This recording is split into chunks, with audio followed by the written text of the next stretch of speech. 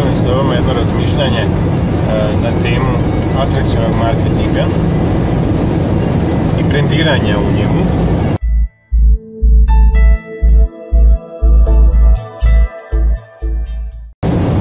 Sigurno ste već do sada imali prilike da čujete brendiranje i atrakcioni marketing, zašto je to važno.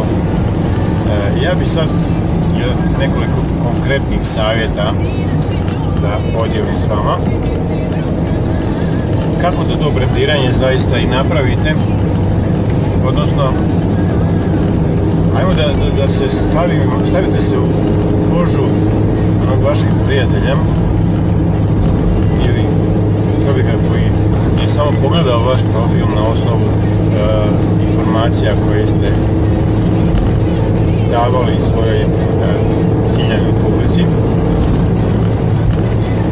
i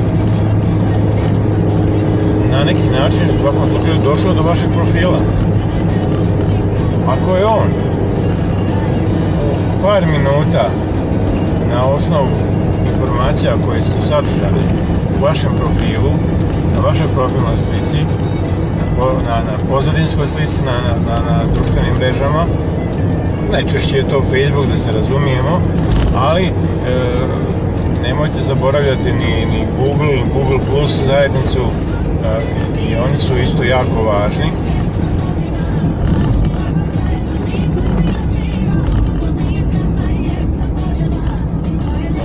Naravno, kad snimate ovakve videe, uvijek morate voditi računa na sigurnost na putu. Ako niste sigurni da možete ovako da snimate videe dok vozite, šupa,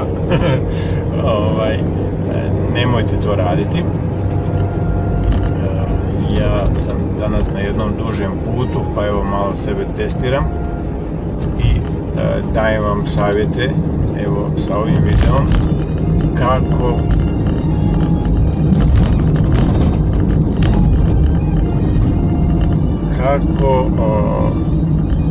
da prepoznate, odnosno stavite se u kožu onog vašeg prijatelja koji je otvorio vaš profil. Koliko on za par minuta ili najčešće kroz primjere koje sam vidio ovih dana se uspije da provali u kojoj kompaniji je riječ sa kojom vi radite, to vam nije atrakcioni marketing, to vam je klasični MLM ili nazovite ga kako hoćete.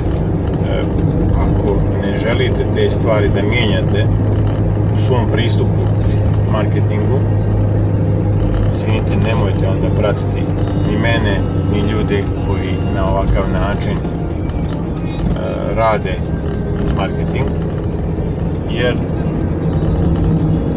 imao sam priliku, baš jedna moja prijateljica, ne bi da je imenujem, ali ona će sigurno da se prepozna ako bude gledala ovaj video, i rekla, a mene to mrzi.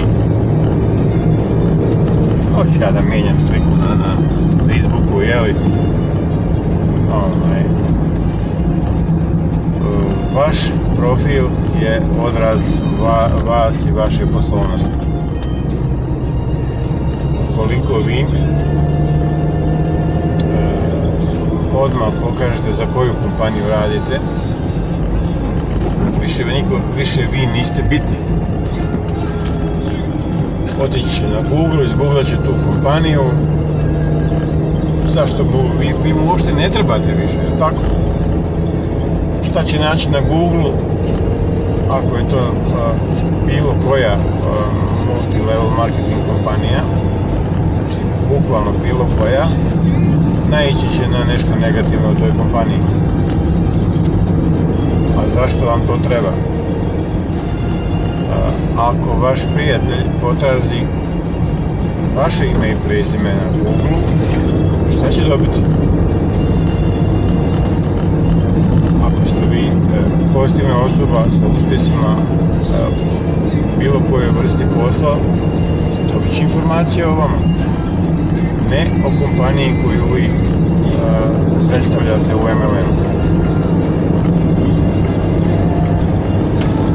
Znači, vaša slika o vama kao osobi je ono što je jako bitno, na čemu morate poraditi.